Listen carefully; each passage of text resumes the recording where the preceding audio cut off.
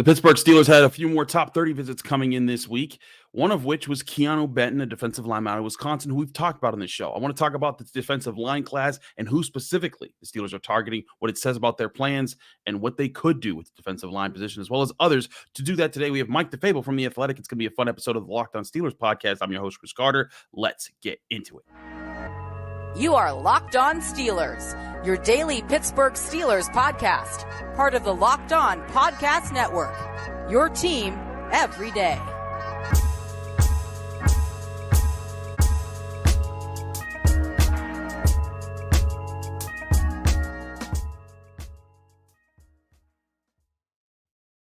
Hello and welcome to the Locked On Steelers podcast. I'm your host, Chris Carter, bringing you your daily dose of all things in the Pittsburgh Steelers. As always, you can find this show on your favorite podcasting app, but especially on YouTube. Like this video if you enjoyed. Subscribe to this YouTube channel to get all of your daily Monday through Friday episodes, as well as our bonus content. We thank you for making the Locked On Steelers podcast your first listen every day, because we're your team every day. And today, as I said, we are joined by our friend Mike DeFabo. He's back on the show. You can read all his work at The Athletic. Go check him out. He's one of our esteemed Steelers beat writers at The Athletic, joining Mark Caboli. We had Mark on last week. Mike, we got you back on this week. How you doing, sir? Hey, man, I'm doing great. I'll try to upstage Mark just a little bit, or at least, see if I can follow in his footsteps, see if I can carry on the legacy of my athletic counterpart here. There you go. That's the spirit we want to hear. But let's talk about some of the things the Steelers got going on. Now, they had a few top 30 visits come in to start the week, one of which was Keeanu Benton. Another was Julius Brents, a cornerback, who we'll talk about a little bit later in the show. But I want to talk about the defensive linemen, because now you see the Steelers kind of putting an emphasis on a specific type of defensive lineman. Four specifically that I think that we could point out. Keeanu Benton with this visit. They had made a big point to look at Bryan Bresee at the Clemson Pro Day. Gervon Dexter has already talked about meeting with the Steelers at the Combine. And, of course, Lukas Van Ness, who they looked very closely with at Iowa's Pro Day. So you see all these guys, and all these guys, Mike, they're big. They have long wingspans. They're guys who could play on the interior. Lukas Van Ness has a little bit more flexibility because he's been able to play on the outside. But what is their looking at these specific guys and the value that they're projected to have as first and maybe second round pick value? What does that say to you about their draft plans and priorities coming up in a few weeks here with the NFL draft starting on the 27th? Yeah, I mean, the guy here locally in Pittsburgh people have talked about is Kalijah Kancey, and he's more of that smaller, quick twitch type of guy. But at least historically, when you look at the Steelers and specifically the interior defensive line, they seem to like the bigger type of bodies. And a lot of these guys that they're bringing in for the pre-draft visits only kind of continue that trend. Right. A lot of these guys kind of have that similar kind of body type, those run stuffing, two gapping type of defensive tackles. Those seem to be a lot of the guys that they're bringing in. No, I feel you. And the value of that position and the size that they're in is interesting, because it fits the scheme that they want. They want guys who not only are stuffing the run, but can also get after the passer. And part of that is being able to use the length of those arms, but also to keep their linebackers clean so that they can make plays on the ball whenever there's a running play. And we've seen this model before with what the Steelers try to do with Cam Hayward and Stephon Tuitt. Both of those guys, 6'5 plus, really long arms, really big, very athletic, can move people, but can also get past people if they're being quicker. And that's what a few of these guys project to be. But when I look at these four guys, especially these four specific guys, Bresee and Lukas Van Ness, the two of those guys, they project to be, you better pick them at 17th overall, or you're not getting another crack at them. But then you look at Benton and you look at, why am I blanking on the Dexter. fourth guy? Dexter, thank you. Both of those guys are guys you could potentially get in the second round, maybe even for Dexter in the third round, based on how other people might be looking at his value here. Do you think this is really the priority? Is this just them covering their bases? Because we've talked a lot about offensive tackles and a lot about cornerbacks, but defensive line has always been a priority for the Steelers. They want to have a great defensive line. They'll be fine for this year with Cam Hayward and Larry Ogunjobi and DeMarvin Leal is going to be in another year. They brought in Braden Fajoko, and they're still going to add more to that room. But do you think this is actually a priority that's up there right with corner and offensive tackle, as far as they plan to get these guys with their first three picks in the first two rounds? The way that I look at it, I think that the two biggest priorities for the Steelers are offensive tackle and corner, even after free agency. But I think what you see the Steelers doing with a guy like the Clemson's Bryan Bresee is looking at what's the scenario if the top corners and the top tackles are off the board. then what's plan B? And I think that would be the situation that you would get a guy like Bryan Bresee high or one of those other guys high. Then you look at some of the other guys that they're bringing in, Keeanu Benton from Wisconsin and Gervon Dexter from Florida. In our latest rankings, those guys are ranked 54th and 55th overall. So that's right around that pick number 49 the Steelers have in the second round. So in my eyes, what that would set up would the Steelers, in some form or fashion, adding a corner, adding a tackle with those first two picks. Then once you get into pick 3, 4, 5, once you get the middle of the second round and beyond, maybe that's when you target the defensive tackle. And based on some of those other names that they're bringing in, I think that would be those would be some options. And one guy I want to talk about just for a second is Benton from Wisconsin, because he has the positional flexibility to line up across the interior defensive line. And I really like the idea of that because at the nose tackle right now, the Steelers have Montrevious Adams. And as you mentioned, they brought in Braden Fiocco, but there's kind of question marks about both of them. Right. I felt like Montrevious Adams, he toiled on a practice squad before eventually getting the opportunity with Pittsburgh. Fiocco, he doesn't have a tremendous track record of playing in the NFL. He only started 4 games in 3 seasons. Right. So you're adding some competition if you bring in a guy like Benton. And then also he could possibly contribute in some of those other interior defensive line positions. So I just like all the positional flexibility and the options that he would give the Steelers. And I think it also contributes. They need to find the next young defensive lineman who's going to be part of their plan moving forward, because Hayward, you probably expect maybe another year or 2 of him playing at a high level. Ogunjobi, you've signed for a deal and he could probably last another 3 years, but DeMarvin Leal is really your only young defensive line prospect on the roster right now who looks like he could be part of the long-term answer. And having only one guy there, that could lead to problems if you're and big needs down the line. So instead of waiting for that to become a problem, drafting a guy who provides you some really good depth right now and still obviously needs to grow on his own right, and that can be with any of the 4 that we've mentioned, but drafting a guy who you're just excited to kind of flex into it, who can also learn from Cam Hayward, learn from Larry Ogunjobi, grow with DeMarvin Leal, so that maybe in 2 years' time, when we're looking at the phasing out of the guys who are starters right now, and then the rise of DeMarvin Leal at the end of his rookie contract, the rise of whoever the draft pick is of this crew we've been talking about, then they're rising up together, and then you're hopefully not as stressed out about the defensive line position, and you're committing to other parts of the roster that you're looking to fix or even perfect at that point in time if the Steelers' other players rise in the way. Mike, I'm going to put you on the spot. If you had to pick one result, and you could pick either one of these guys as a first-round pick or the second-round pick based off of how they value, what do you think would be the best resolution for the Steelers if they were to take one of those 4 guys that we're talking about?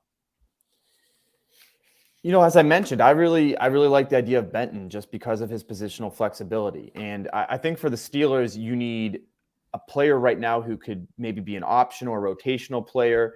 And then down the line, you're looking for a clear starter. And I think that because of his positional flexibility, I really like the idea of Benton.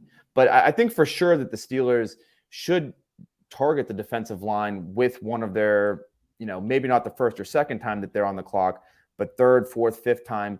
Because think about all the times that the Steelers, first, their defense got old all at once. And all at once, it felt like they lost their whole defense. Or similarly on the offensive line, it felt like all at once they had this solid offensive line. And then you got retirements and guys moving on. And all of a sudden, you're trying to rebuild all that. So before it becomes such a glaring need in the situation where you have, you need to dramatically overhaul it.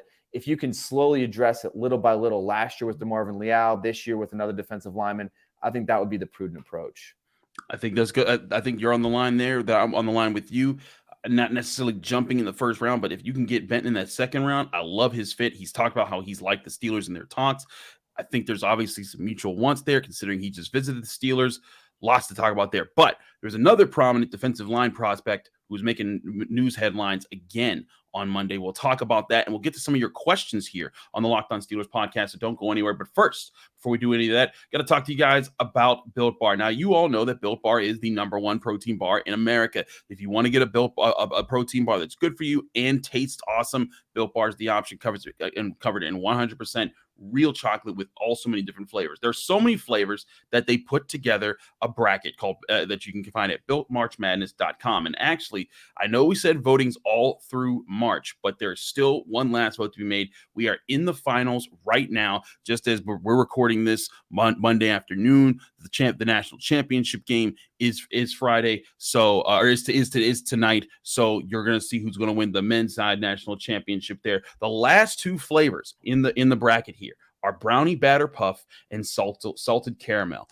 That's going to be interesting to see who wins. But if you want to vote for your favorite, by doing so, you also enter yourself in a bunch of different contests. You can win a 12-pack of your favorite flavor of Built Bar delivered right to your door. You can also win a 12-year subscription or 12-month subscription of Built Bar delivering right to your door. Again, by going to builtmarchmadness.com, make your pick, sign up by giving them your email, and then you'll be able to get the options there. And again, Built Bar packs only 130 calories, but packs 17 grams of protein while being extra tasty. Go get America's best protein bar available, and that is Built Bar. And again, check out their contents at builtmarchmadness.com.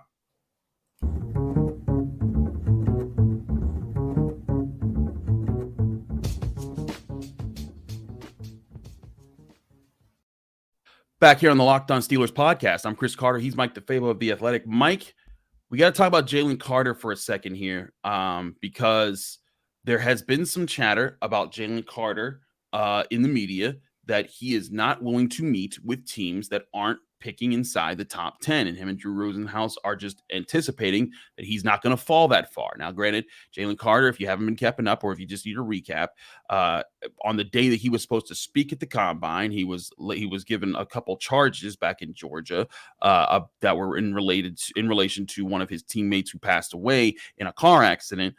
Back right after they won the national championship game, and that's led to some issues. Now, those charges appear to not be, anything serious. They're misdemeanors, just misunderstandings, and as far as the investigation, and those have kind of died down. But since then, on the Georgia Pro Day, because he didn't perform at the combine, everyone wanted to see how he did. He didn't complete the drills at his pro day, and there was a lot of question: has he been keeping up with his conditioning? But there's still a lot of people who feel Jalen Carter is the top defensive line pick, and some people even still the best defensive pick that you could make in this draft class.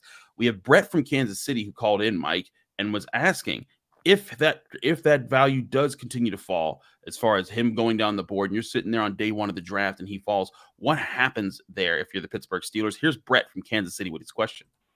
Hi, this is Brett calling from the Kansas City area. Big fan of the show. Hope to see you in the draft, or up in Kansas City for the draft come April.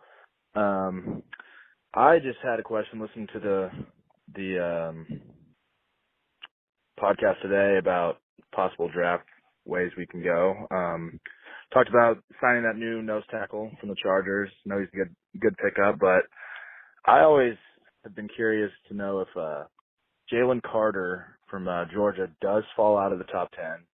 I know it's unlikely, but obviously you never know how the draft could fall. Would that be beneficial for the Steelers to trade up? Do you think there's a high possibility that this could happen if he does fall out of the top 10? And then maybe we could trade that 32nd pick. We could trade up to take Jalen, and then trade the 32nd pick and accrue some more draft picks later in the draft. So it's almost like we didn't trade much to move up a couple spots in the draft. Love the show. Thank you. Thank you, Brett, for your call. And remember, you can call in 412-223-6644. Leave your name, where you're from, and keep your question to around a minute or under to get a chance to get on the show. Mike, 1, does Jalen Carter fall at the top 10? And then 2, if he does Omar Khan get on the phone? So I think there's 2 ways that you can interpret what Jalen Carter and his representatives are doing. Either, 1, they truly do believe in their hearts that he's not going to drop outside of the top 10. They don't want to waste his time by flying around all the country, having him poked and prodded, and have people asking questions. Or are they trying to posture in a certain way and be like, well, there's no chance he's going to fall outside of the top 10. So maybe that creates in the eyes of these front offices this illusion that there's no way that he's going to drop out. And that happens a lot. And teams that are sitting there at 5, 6, 7, 8, maybe all the questions or some of the questions or concerns they had about either his maturity, his character, or his conditioning, maybe those go by the wayside if you feel like he's going to be a top 10 pick. So I still believe that based on his talent, I think that the more likely scenario is he's going to be gone before the Steelers have an opportunity to trade for him. I also feel like the Steelers have other priorities, and if they are going to trade up, I imagine something like trading up a couple spots to get a corner that they're very interested in or a tackle that they're very interested in. But the one reason why I think maybe they would do this would be Andy Weidl. And, obviously coming from Philadelphia, they built dominant defensive and offensive lines. That was their style of winning. Maybe he's in the room saying, look, this guy at one point was seen as the first guy that should be off the board. Now he's sitting there. When we realistically could reach him, maybe we should do it. But again, I feel like this is, unfortunately, even though it would be entertaining, I think it's unlikely that the Steelers would trade up to make this happen.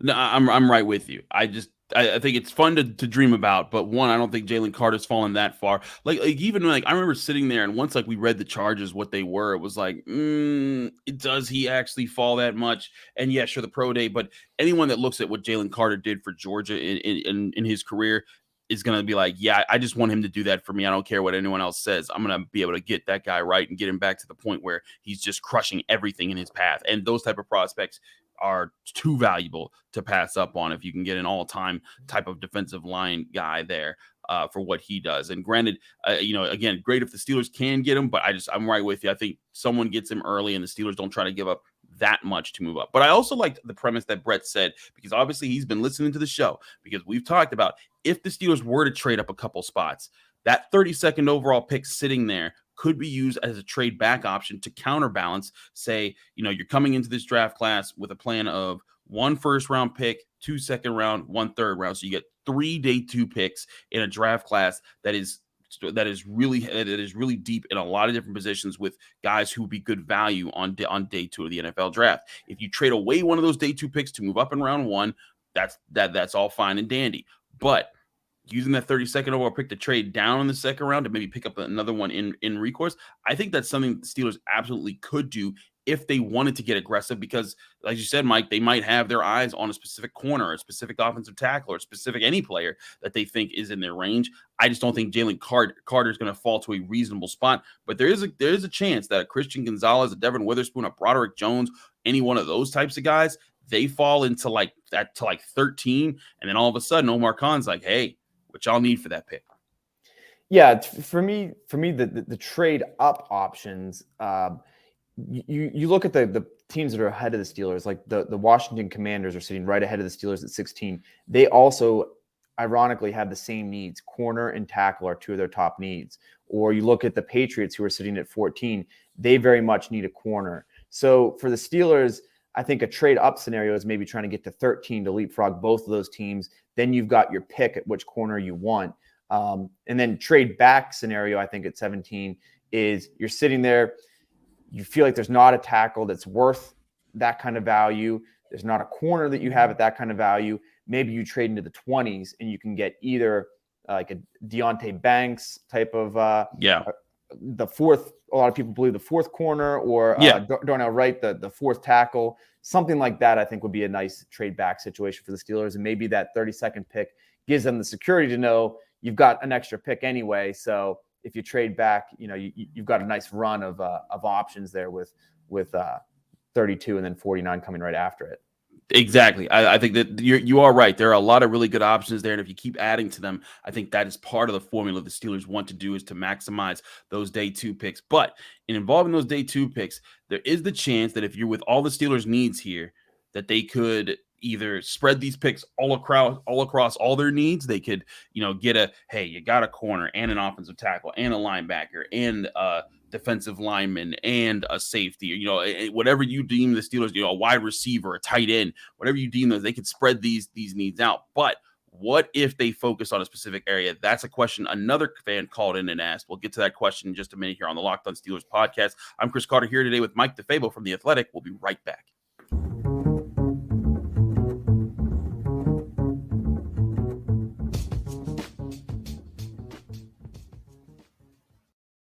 Back here on the Locked On Steelers podcast, I'm Chris Carter. He's Mike DeFabo of The Athletic, Steelers beat writer. Mike, We've talked about different positions and the positions that the Steelers are most needy at. Now, Omar Khan and the Steelers front office has done a good job. And actually, I want to get your thoughts on this while we have you here. What is your opinion of the job they've done in free agency so far and what set them up to be able to do in the NFL draft? I've been a fan of most of what they've done here in free agency. And I think the thing that stands out to me most is that they've addressed positions of need in a cost-effective way. And so I feel like going into this draft, I'm not sitting here saying, man, they need to find a starting corner, or man, they really need to find their starting inside linebacker. They've already addressed those positions enough that I feel like, they're not going to go best available. They're still going to think about need, but you're not in a situation where you're pigeonholed or your hands are tied to a point where you have to get somebody. And I like that. So I think he's largely done a good job. I like a lot of the options. I feel like they're getting bigger and tougher, especially in the trenches, which I think was needed. And you could see Andy Weidl's fingerprints on this, and you could see Omar Khan taking a little bit more of an aggressive approach than Kevin Colbert. So I like the way that they're doing it. And I like Omar putting his own stamp on things. Absolutely. I mean, we can't know how players are going to work out, but we can project based off of the veterans that they've added, what we've studied on them, and what they project to be as far as fitting into the roster. But in doing so, they've addressed a lot of different position groups. Patrick Peterson's a corner, Keanu Neal's at safety. They've got 2 linebackers. They've added on the defensive line. You also brought people back on the defensive line and the safety position. They've added a lot to the interior of the offensive line. So with all that being done, there's a question about doubling down on any position. Here's Jason from South Carolina asking that question. Hi, Chris. This is Jason Winningham, Orangeburg, South Carolina. One short thing before I ask my question. I hope that we don't make a draft pick based on sentiment.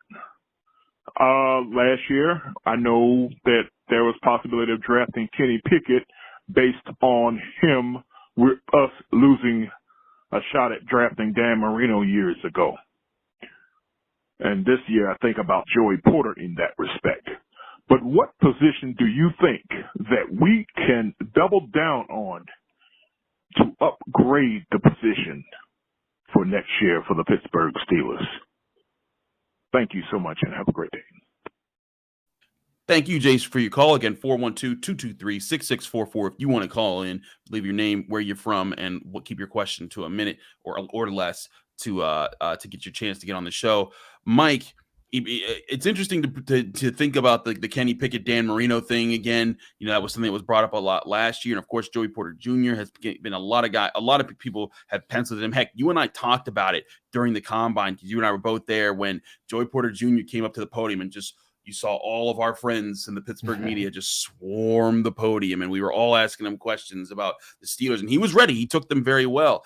So he's certainly in that crew there. But, as far as doubling down on a position, I actually think cornerback is the position that would be most likely to happen at, not just because they need to get younger there, but because I think they could use a young outside and a young slot corner when you look at the position there. I mean, Arthur Maulet is still your slot corner, and I think Arthur Maulet is a good feisty team puzzle piece type of dude, but he's not a guy you want covering for too long. He's not a guy you really want covering anyone's premier slot option. You want him blitzing and playing aggressive, playing downhill and helping there. But if they were to get a really good slot and a really good outside corner for the future, those would be building blocks to keeping that secondary an aggressive bunch for years to come. Is cornerback the one spot you see a double down most likely to happen at, or is it offensive line, defensive line, somewhere else? I like the idea of offensive line and defensive line, but I'm with you on corner. And in addition to all the things you said, another contributing factor here, the cornerback position is considered by many one of the deepest positions in this draft. So if there was ever a year that the Steelers could go into things and need a corner, this is a great year to need a corner, because there's a lot of talent. There's a lot of high-end talent that people consider top of the first round type. And it's also considered super deep.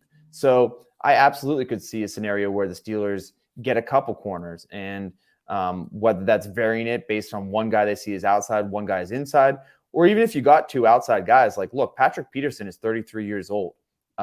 He's not the future. He's the bridge to the future as a starter now and a mentor to bring in this new guy. So I think that there's need, and I think that the draft sets him up perfectly to possibly get a couple corners in this draft. I'm right with you there. I'm a big Julius Brents guy. Like if they don't get, their Gonzalez, their Porter, their Witherspoon, like in the first round, or even Deontay Banks, if you traded back and got value there. I love Julius Brents out of Kansas State. He measured well. He tested very well at the combine. Wasn't the fastest, ran in the 4.5s, but he was one of the most explosive. And his work at the Senior Bowl really seemed to shine bright. I like his tape as far as a guy who can mirror wide receivers. But I think that this draft class, because of how deep it is at cornerback, that's why I like the idea of taking two, because you could get either one of those top corners or even one of those later corners, and then still go back and get with your third or fourth round pick a guy like Travius Hodges Tomlinson, who's a slot guy and he's smaller. He's going to be able to come in, but he has really good ball skills. And I think that's part of the priority here is getting corners who are good at attacking the ball in the air. I think the Steelers are done with the days of guys who just tackle and just keep the play in front of them. I think they want guys who attack the football, break up passes, and make plays in the football to create turnovers, because that was a huge part of how they were winning last year when the defense was playing well. Yeah, I think so. And while we're talking about corners and stylistically, it'll be interesting if they don't get one of those top guys that we mentioned. If they choose to go with a guy at 32, there's two guys and they're both dramatically different. You've got Keely Ringo, who is from Georgia, very physical, 6'2", 210 pounds, and just an elite athlete, but he's a little bit raw. And on the other hand, right around that same range, there's also talk about getting Mississippi State's Emmanuel Forbes, the all-time ball hawk. He has 6 pick sixes in his college career, which set a new record, but he just weighed 166 pounds. He's light. So those guys, if you miss out on the top corners and you're sitting there at 32 and you're debating between Ringo or you're debating between Forbes, both are interesting options, but I just wonder, that would really tell you which direction the Steelers are going scheme-wise. As you mentioned, do they still want the guy that keeps things in front of them? Is a sure tackler in Ringo, or do they want a skinnier guy that might have some questions in the run game, but is certainly a ball hawk? So just some more talk and some thoughts about which corners and how stylistically, what you're looking for, the type of player could also influence where the Steelers go with something like that. Certainly. I think that's another part of it, is what type of player do they want? Do they want more turnover type of guys? If you're sitting there, Mike, let's say you're Omar Khan and you have a chance at Ringo or Forbes, who do you go with there? It's tough. So if I'm the Steelers, based on the way that they have said that they like to play, I would go with Ringo. Just because I think that he's the more physical guy, the guy that has the pure athleticism and a higher ceiling based on that. But if you're another team, I think Forbes is the better value at that position, because you send him to my Italian grandmother, give him a couple summers there, put 15 pounds on him, and he definitely has the athleticism and the ball skills. You can't teach somebody that athleticism and ball skills. That's tough, but you can put a little bit of weight on him. So I prefer Forbes, but I think based on the way the Steelers like to play, I think they'd prefer Ringo. And both of those guys have visits scheduled for the Steelers, which is why I brought up both those names as well. And it's good to bring up those names. And I think it also shows, like we were talking about, they're prioritizing a certain group of guys as far as defensive linemen and visits. They're prioritizing a certain group of guys with the cornerback position. I think they're getting ready for, if those top guys do fall, who do they want of those crews to fit in there? And I think that I'm kind of with you. Ringo's interesting because he's that outside corner. He can be the long time answer out there. Forbes is just so enticing with the way that he makes plays in the football. He also has longer arms, so like he's at 6'1". Man, it is tough for me to just look at him and pass him up. It's tough for me to look at either one of them, because the Steelers do need young cornerbacks. They have a bunch of veteran guys, which is great and all. That's awesome. They got guys who know where they're going to be and can learn the system pretty quickly and be mentors to young guys. But now you need talented young guys to actually mentor. And this is why I went with Jason's question as far as doubling down, because if you can get two guys who come in and they, let's say over the next 2-3 years, they get their war stories, they get to learn from the guys, learn from their mistakes, and then all of a sudden, maybe you got two premier guys in your secondary at the cornerback position, along with Minkah Fitzpatrick, and you still got T.J. Watt bringing it up front. I just think it makes a lot of sense to dig into this cornerback class, and especially when we're talking day 2 in the second and third rounds. Yeah, absolutely. It would be fascinating to see which direction they go, but without question, cornerback is a deep area of the draft and a position of need. So it kind of lines out perfectly for the Steelers. Absolutely. Mike, You got anything else lined up that we need to look out for when it comes to your stuff coming at The Athletic on covering the Steelers? Well, we've been talking a lot today about trade up, trade back scenarios, and I've got a story coming out Thursday that actually dives a little deeper into that. And so looking at what would it actually cost for the Steelers to move up and maybe target some of those top corners or top tackles, what would be the options for them to trade back, and what would be the scenarios that would put those in place. So if you want to check it out at The Athletic, I'll have all that information coming out on Thursday. Absolutely. Check out all the great work that Mike and Mark are doing at The Athletic. You guys should start there was Mike and Mike in the morning. There should be a Mike and Mark in the morning. I think that you guys could get it popping early on for shows. I'm sure people would tune in for that all the time. But Mike, thank you so much for joining us here in the Locked On Steelers podcast. Find him at Mike DeFabo, where he's repping The Athletic and all the things that you can get there. Mike, thanks so much. And thank you, dear listeners and viewers, for checking us out here in the Locked On Steelers podcast. I'm your host, Chris Carter. Follow me on Twitter and Instagram at Carter Critiques. Read my work at the Pittsburgh Post-Gazette, post-gazette.com, where I cover all things Pitt athletics. You can also listen to me on the North Shore Drive podcast for the Pittsburgh Post-Gazette, just like you listen to me here on the Locked On Steelers podcast, favorite podcasting app. Find this video on YouTube, like it, subscribe to this channel to get all of your daily episodes. We're back more tomorrow covering your Pittsburgh Steelers right here on the Locked On Steelers podcast.